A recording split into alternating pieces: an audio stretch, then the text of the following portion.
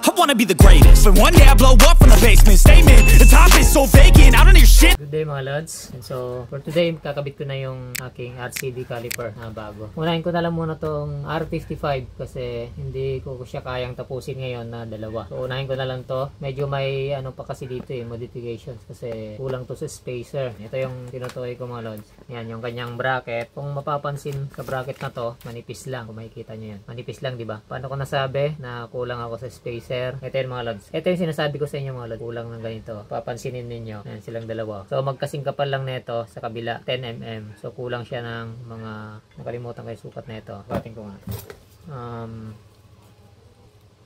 6mm, mga ganon. Kulang siya ng 6mm mga lods. So yun yung gagawin ko muna para mabuo ko tong ganito kalaki. Same as stock siya. So yun ang gagawin ko muna. Kakabit na natin to. Meron na rin akong bolt. Stainless nga lang siya, hindi siya CNC. So update ko kayo mamaya. Gagawa lang ako ng bracket na magiging kasukat na ito. Yan. So update ko kayo. 2 hours later. Alright mga lods. Yan, kakabit na natin. May nagawa na akong spacer. Ito. Nakahanap ako ng scrap na spacer na aluminum alloy. Parts to ng compressor ni Airworks pinagpalitan. May tinanggal lang ako dito, tsaka dito sa kabila. Sakto kasi yung sukat nito para mabuo yung desired na measurement kagaya ng stock tsaka ng unang kabit ko na RCD. So magiging ganito na siya. Ganito kasi yan upside down Tapos yan, magiging ganyan. Yan, ang kabuuang sukat niya pag pinagsaklob mo silang dalawa kasi 10mm yung TNC plus yung spacer naging ano siya 17.5. Medyo alanganin pero okay na to kasi ang sukat na kailangan natin is 17mm hanggang 18mm. So okay na to. Pwede ko pa namang lihain to pero para sa akin okay na. Tinanggal ko na lang yung paint niya kasi kulay green to dati. So ilalagay na natin. Nakabaklas na rin pala yun. Papasok natin tong bracket. Pababa siya ganyan.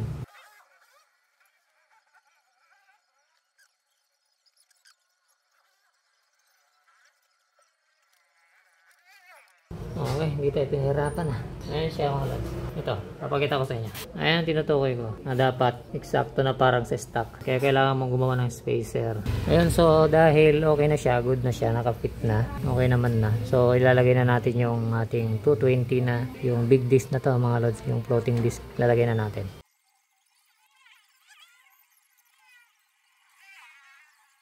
Siya nga pala mga lods, meron akong modification din na ginawa dito. Pinalagyan ko yung butas. Ito. Pinalagyan ko kasi ang kasya lang doon yung walang ganito, yung walang leeg. So ang ginawa ko, nilagyan ko yung butas para magkasya yung stock na disc bolt or kahit na anumang may leeg na disc bolt. Ayoko kasi nung walang leeg, mas maganda to, mas ano to, mas safe yan. Medyo hindi lang ganoon ka pulido yung pagbutas ko kasi hindi maganda yung gamit kong drill. Pero okay na, at least.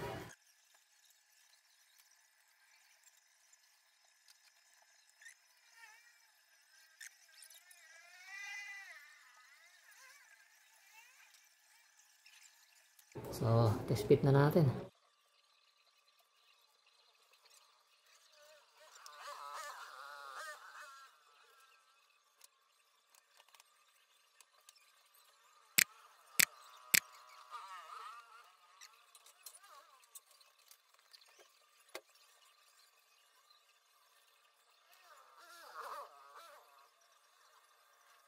Medyo may konti na, pero okay na yan. Next na natin yung caliper.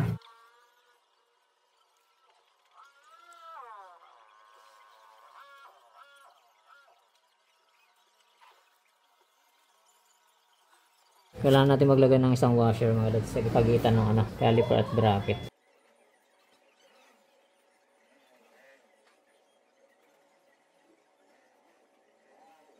Meron siya mga lods, testing natin. Medyo naigpitan ko na itong mga ito. Ayan siya mga lods. May free wheel. Ayan. Kung may naririnig yung konting sumasabit sa pad, normal naman yan. Mawawala din yan pagka medyo naupod na yung pad. Pero ang importante yan, ang ganda ng free wheel nya. Titikin pa natin. Ayan siya. Hindi talaga siya totally as in pantay na wala kang maririnig. Pero okay na. Kumbaga para na siyang 98% na good. Hindi naman siya naapektuhan ng pagkaskas na yun ng konti. Kasi konting pitik mo lang na ganyan. Maganda yung play. Okay? Kakabit ko na pati yung Teflon hose. Tapos papakita ko sa inyo kung ang diskarte ko dyan. A few moments later. Alright mga lods, so bali ganito yung magiging pwesto niya. Ayan, naka na yan, fix na yan. Nilagyan ko rin ng CNC na banjo bolt, ng Teflon hose, papunta doon. Ayan. Kung napapansin nyo, medyo malapit sa tambutso, gagawin ko na lang ng paraan dito. Lalayo ko siya ng konti kasi babaguhin ko rin naman yung bracket ng tambutso kasi hindi na pwede. Yung pinagawa kong bracket na pag ganon, hindi pwede kasi tatama rito. So ang gagawin ko ng bracket ngayon, baka dito na, pag ganyan.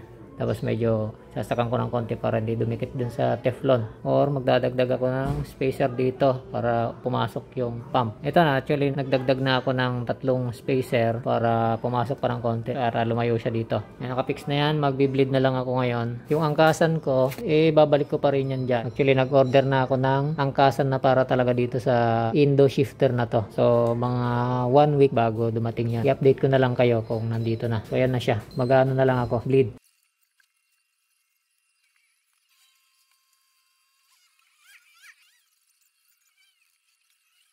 Alright, ito na siya mga lods. Sa bakas na bleed ko na rin. So, hindi ko na magagamit yung pinagawa kong bracket na stainless. Kasi tatama siya dito. Yung kasama ng shifter na bracket na napakanipis, ayun muna yung ginamit ko temporary. So, papagawan ko na lang to or ako na lang gagawa. Ayan, gumagana pa rin yung foot brake. So, ito, adjust ko na lang siguro kasi naiipit na yung spring eh. Ayan o, sumasagad. Adjust ko na lang ka. Ayan ang mga lods.